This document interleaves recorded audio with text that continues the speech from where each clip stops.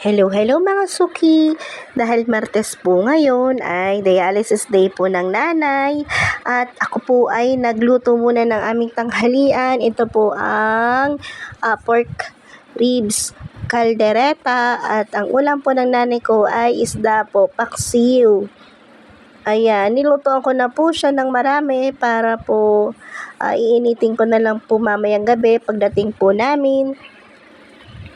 At para pagkain niya po ay iinom naman po siya ng gamot. Kasi po pag nagdadialysis na po siya, kumakain po kami ng tanghalian, hindi na po muna pwede siyang painumin ng kanyang maintenance.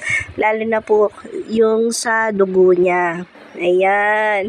After po namin kumain, nagmadali na po kami dyan dahil si Alexa po ay may pupuntahan po. Ito po ay ang kanilang pictorial sa kanilang graduation at inayusan ko na po siya kaysa naman po magpa-parlor pa kami.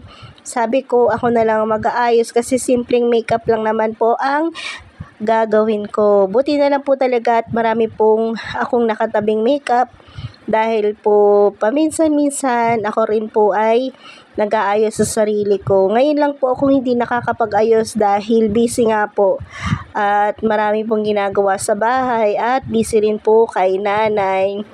Ayan, tuwang-tuwa po sa Alexa dyan kasi kinaayusan ko siya. Ayaw niya nga po magpa-lipstick. Sabi ko, kailangan kasi pag hindi ka nag-lipstick, ang hindi magandang kalalabasan ng picture. Kaya sabi ko, mga light lang po ang gagawin ko sa kanya. Kasi nga bata siya, kumbaga i-balance ko lang po yung makeup sa edad niya.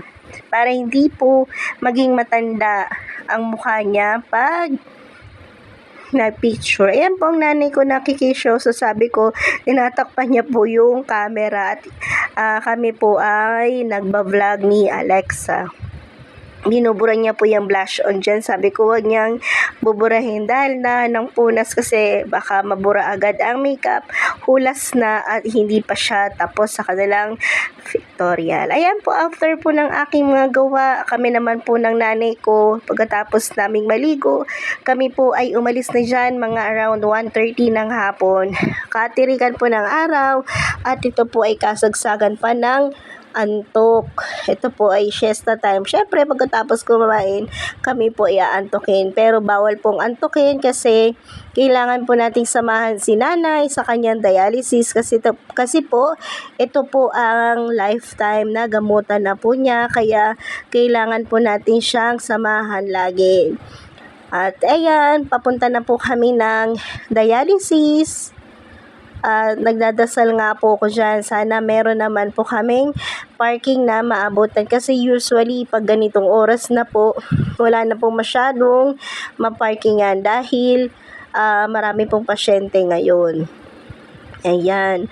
Marami pong salamat sa inyong panonood po sa aming vlog. Sana po lagi niyo pong susuportahan ang pag-vlog namin ng nanay ko.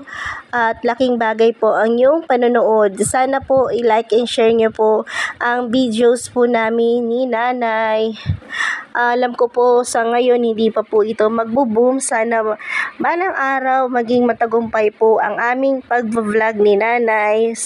Suportahan niyo po kami.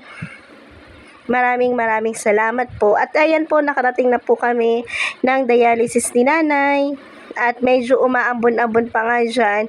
At sabi ko mamaya na kami bumaba para makapagpatila pa ng ambon. Ayan na po, bumaba na si nanay at waiting na ang iba para tawagin ang kanilang mga pangalan para po sila ay maisalang na. Maraming salamat po Panginoon sa araw nito dahil lagi niyo po kaming ginagabayan. Maraming salamat. God bless!